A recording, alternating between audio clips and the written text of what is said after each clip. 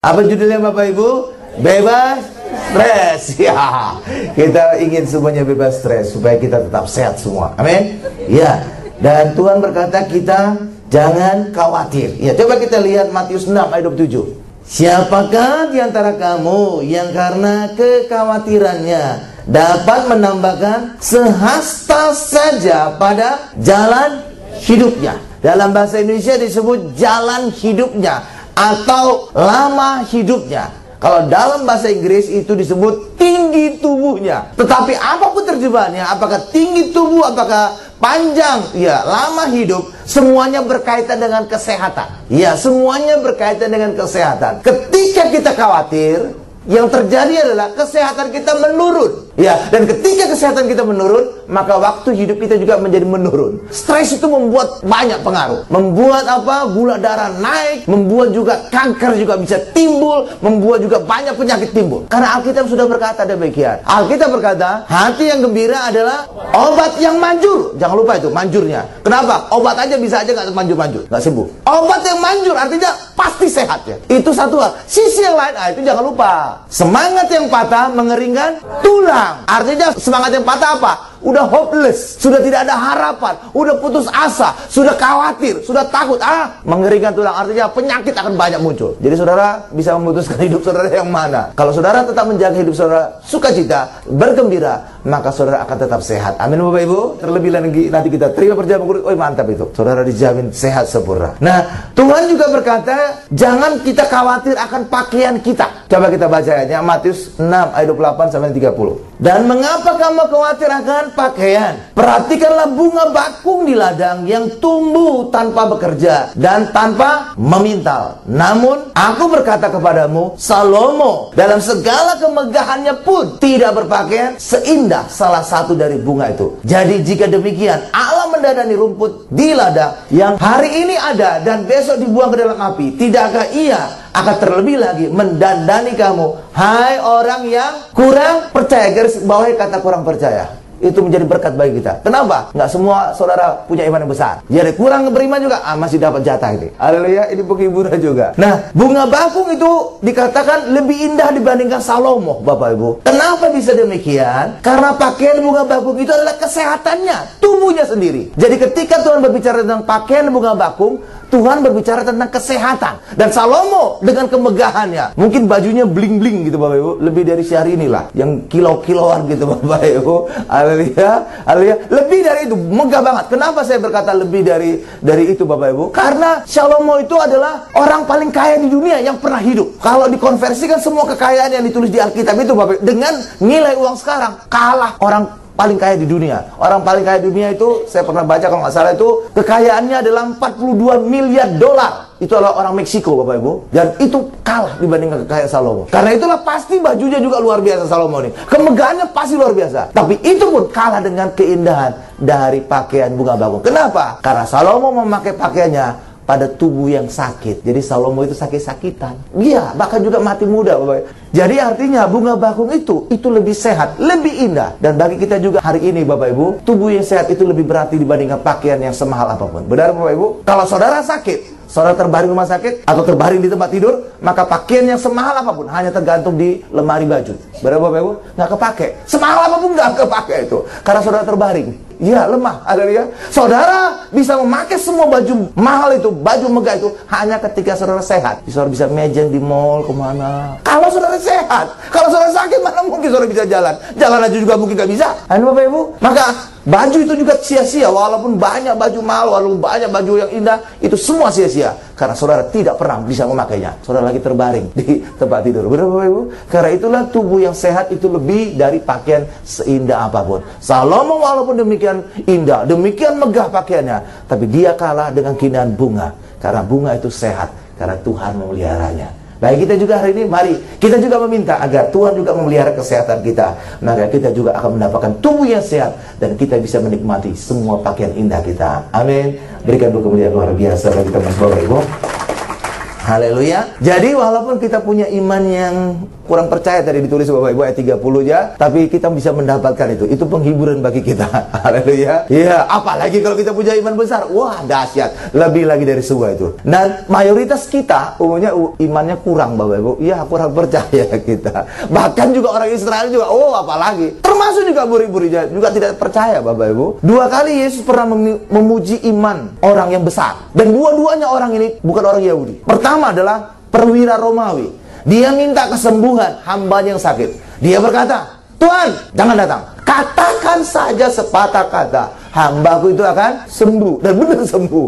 Haleluya Bapak.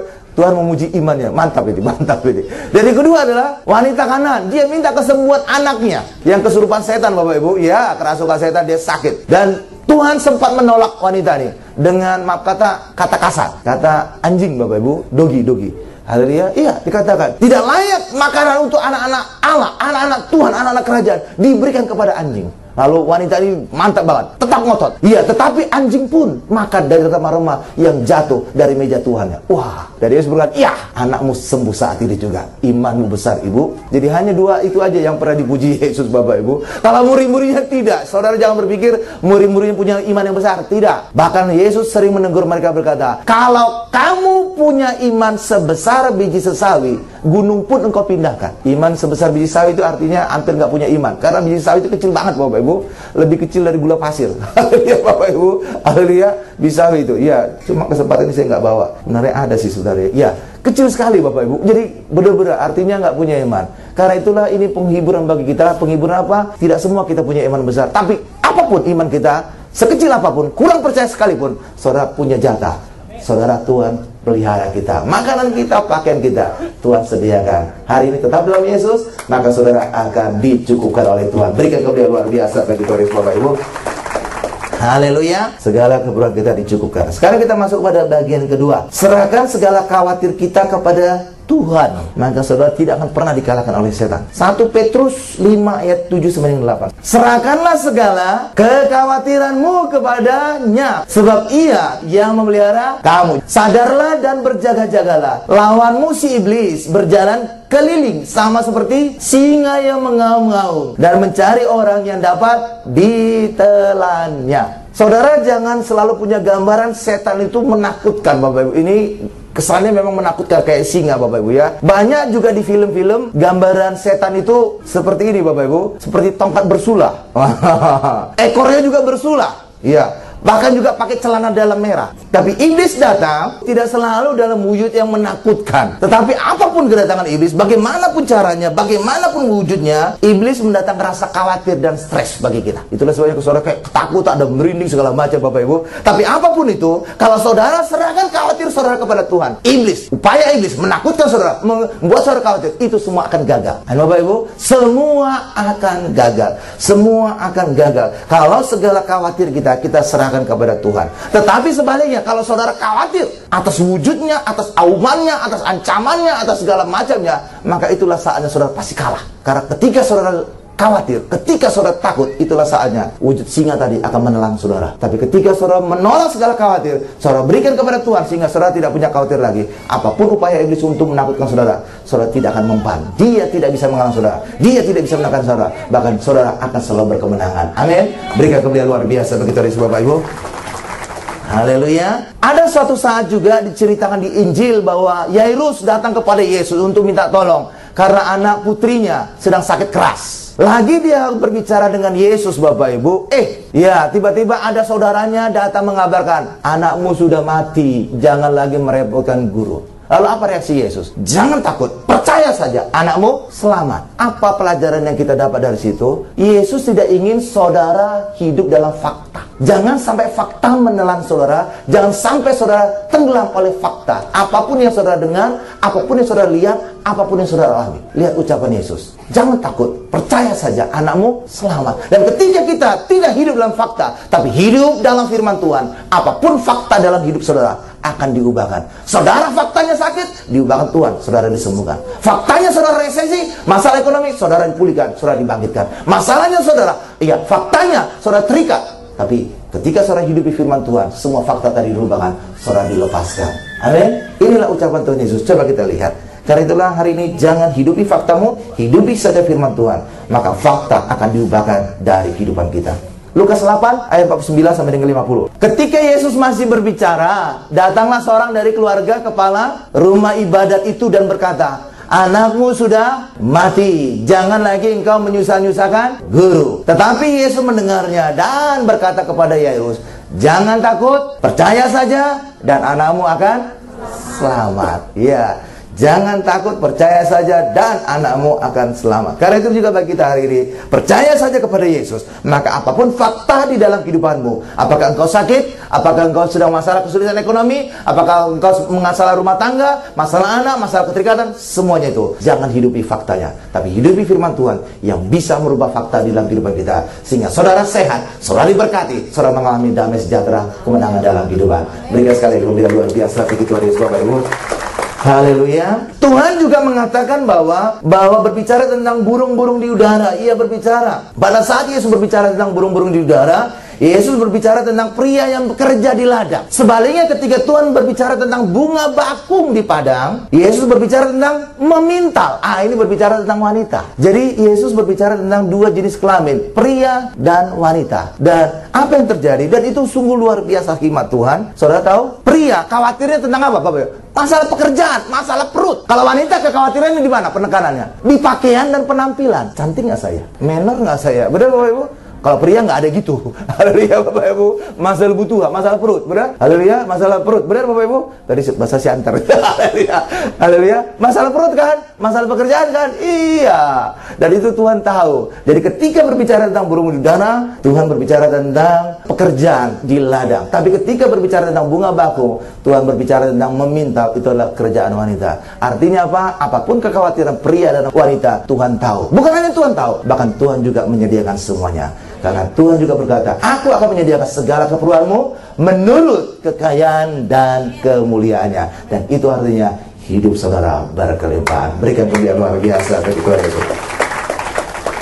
Ya, sekarang kita masuk bagian selanjutnya, pajak rakyat. Ya, coba kita lihat 1 Raja-Raja 10 ayat 14. Adapun emas yang dibawa kepada Salomo dalam 1 tahun, yaitu pajak 1 tahun dari rakyat, ialah seberat 666 talenta. Jadi 666. Sudah lihat itu Bapak Ibu? 666. Itu gambaran antikris, tidak berkenan pada Allah Bapak Ibu. Tetapi sebaliknya pada saat Ratu Sheba datang kepada Salomo, dia terkesan atas hikmat Salomo. Dia memberikan emas 120 talenta Bapak Ibu. Dan ini adalah angka Alkitab. 120 itu adalah jumlah imam-imam juga yang ada di Bait Allah Bapak Ibu. Jadi persembahan Ratu Sheba itu berkenan di hadapan Allah. Tetapi pajak yang diperas dari rakyat sebanyak 666 talenta itu tidak berkenan di hadapan Allah. Karena itu berbicara tentang antikris. Saudara jangan berpikiran bahwa 666 ini ada di kitab tetangga sebelah. Saudara salah kalau berpikiran demikian. Kenapa? Saya tahu persis. Karena saya pernah belajar kitab tetangga sebelah. Itu salah satu mata teologi, mata pelajaran teologi.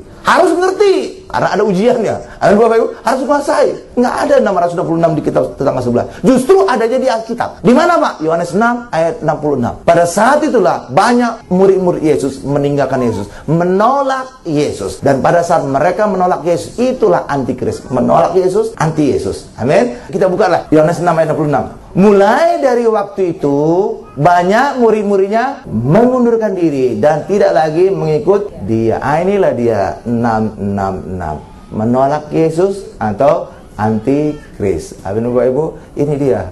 Jadi bukan kitab tetangga sebelah, kitab kita justru.